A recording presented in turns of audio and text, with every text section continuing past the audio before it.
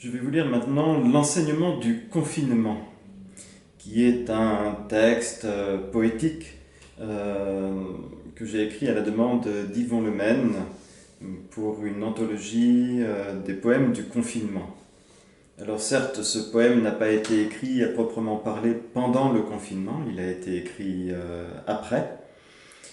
Euh, mais c'est l'enseignement, je pense qu'on peut en retirer et que peut-être un esprit bouddhiste peut en retirer.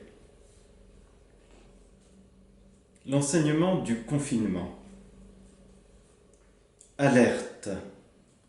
Alerte au virus alerte. Alerte rouge comme un A noir. Alerte qui altère la perception même du printemps pour les humains confinés. Expérience printanière contrariée, à l'abri du printemps qui, pour l'humanité, sonne comme un automne où les poumons flétrissent et où les hommes tombent comme des mouches sans éclat et sans le moindre espoir de funérailles ni de deuil. Beaucoup de sacrifices pour le sacre du printemps présent.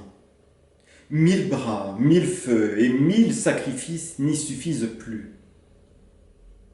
L'humanité retient son souffle, paralysée par le virus de la peur, et la nature, enfin, respire, sans plus être étouffée par l'oppressante humanité. Il faut chercher l'erreur, à l'abri de l'erreur qui voudrait cibler l'auteur. Mais pour qui voudrait trouver l'auteur, il faut le chercher à l'intérieur et sans doute accepter de ne pas vraiment le trouver. Tel est l'enseignement du confinement.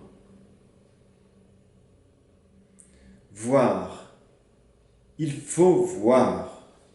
Voir le virus comme un maître du karma qui montre l'erreur intérieure et la voie. Le virus n'est en soi ni leçon, ni démon, ni Dieu, ni maître, mais il est bon de le voir comme un maître qui enseigne l'impermanence de la vie et qui fait vivement prendre conscience de la vanité des humaines errances. Y a-t-il un sens? Tourner son regard vers l'intérieur et son cœur vers la paix silencieuse est la tâche sans relâche du moine méditant. Tourner son mental vers le sens même et ce sens vers l'écriture d'un poème est la tâche sans relâche du poète voyant. Vivre. Il faut vivre. Vivre le confinement comme un concept ouvert et vide pour en libérer son esprit et s'émanciper des conditionnements. Confinement finement con.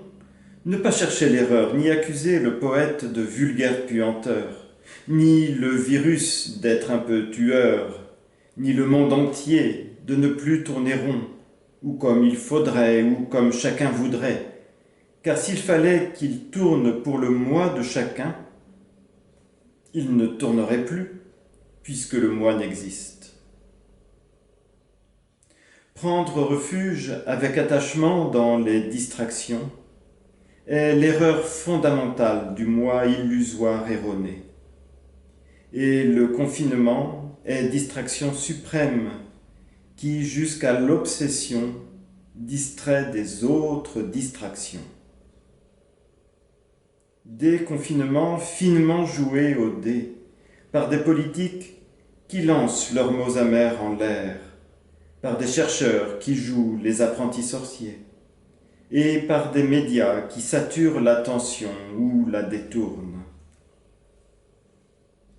Déconfinement du virus qui s'envoie en l'air et retombe sur le tapis vert de la mort, au centre du A noir, ce V barré et renversé de la victoire. Dans le monde d'avant et d'après, le poète joue maintenant avec les mots et leur sens, et le moine se joue des concepts, en découvrant leur absence d'essence, au cœur de l'attention salutaire et de la salvatrice clarté. Dans la vieille lande vendéenne, au jardin de Mila, les roses de Damas font rêver le poète à un ailleurs devenu impossible. Car l'ailleurs, en Syrie et en mer, est jonché de cadavres, et l'ici et partout est envahi par un germe volatile et tueur. 1000 bras, 1000 yeux et 1000 roses n'y suffisent plus. Tous ces cadavres de l'ailleurs, ici rêvés, n'ont ni tombe ni fleurs. Aussi le poète leur offre-t-il ce poème en guise de cercueil, ces vers en guise de linceul, et ces mots en guise de fleurs. Vérité. Où est l'humaine vérité? Ni Dieu, ni 10 000 dieux à 1000 lieues n'y suffisent plus.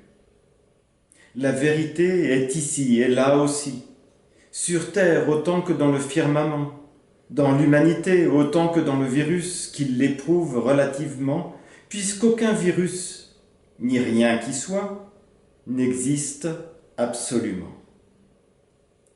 Le passé est détruit et détruit le présent, et déjà le futur des civilisations parfumées s'avère désenchanté, comme le rêve du poète, enfoui sous les ruines, couvertes par les cendres, les larmes et le sang, déjà recouvert par d'autres nouvelles d'ici et d'ailleurs, où résonnent les cris étouffés au fond des poumons gris.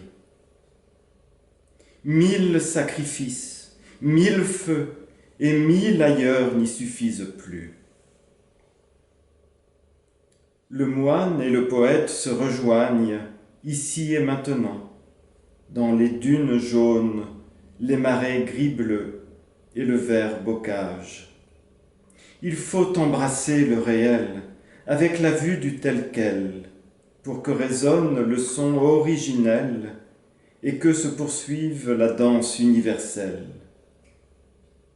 Il faut retourner au marais originel et tourner le regard vers l'essentiel, pour ne plus se méprendre et se déprendre de l'emprise des pensées foisonnantes et vides, en dépit des alertes qui sont, possiblement, autant de voies d'éveil.